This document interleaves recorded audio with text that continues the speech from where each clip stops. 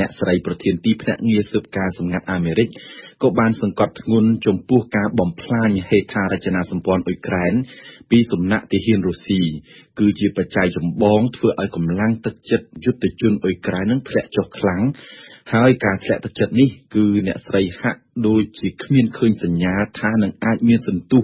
ងើបឆន្ទៈស្ទុះឡើងវិញនៅក្នុងគ្រាដ៏ខ្លីខាងមុខឡើយ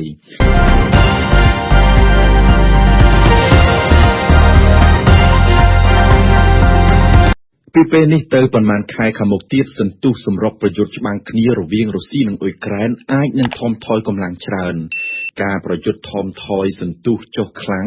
ក៏ពីព្រោះតែត្រូវឆ្លងកាត់ឱកាសរដូវរងាដែលត្រជាក់ដល់ឆ្អឹងដែលជាចំណែកធំមួយធ្វើឲ្យទឹកចិត្តយុទ្ធជនអ៊ុយក្រែនធ្លាក់ចុះយ៉ាងគំហុកដែរការធ្លាក់ចុះឆន្ទៈច្បាំងនៃយុទ្ធជនអ៊ុយក្រែននេះគឺអាចនឹងបន្តច្រើនខែផង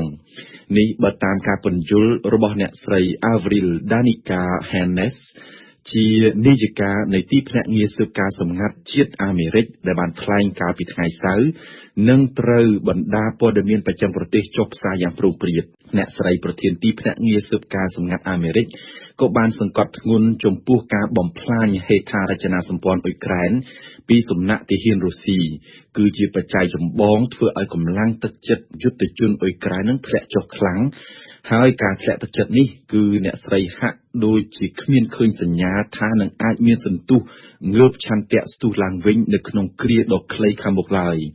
តាមប្រភពដដែលចាប់ពីពេលឥឡូវនេះទៅហើយដែលគេសម្គាល់ឃើញយ៉ាងស្រេចពីភាពថមថយស្រុតចុះនៃការច្បាំងប្រយុទ្ធគ្នាត្បិតថាភាគីខាងអ៊ុយក្រែនរវល់តែនឹងដោះស្រាយបញ្ហាលំបាកដ៏ចេញពីភាពត្រជាក់ហើយភាគីរុស្ស៊ីក៏កំពុងតែរៀបចំក្បួនទ័ពនិងរៀបចំគ្រឿងសព្វាវុធព្រមទាំងត្រៀមខ្លួនប្រុងប្រៀបប្រើយុទ្ធសាស្ត្រថ្មី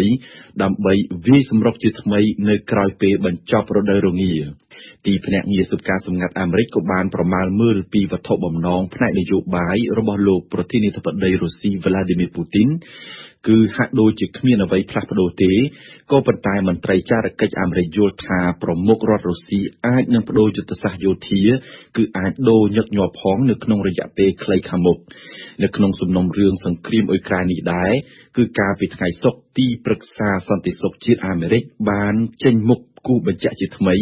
ថាលោកប្រធានាធិបតី Joe Biden គ្មានចេតនានឹងប្រស្រ័យឆ្លើយឆ្លងជាមួយនឹងលោកប្រធានាធិបតី Vladimir Putin ទេពាក់ព័ន្ធនឹងសំណុំរឿងអ៊ុយក្រែនការបញ្ជាក់នៅថ្ងៃសុក្របែបនេះគឺខុសផ្ទុយពីថ្ងៃប្រហ័សដែលលោក Biden ថាចង់និយាយជាមួយនឹងលោក Putin ដើម្បីបញ្ចប់សង្គ្រាមអ៊ុយក្រែន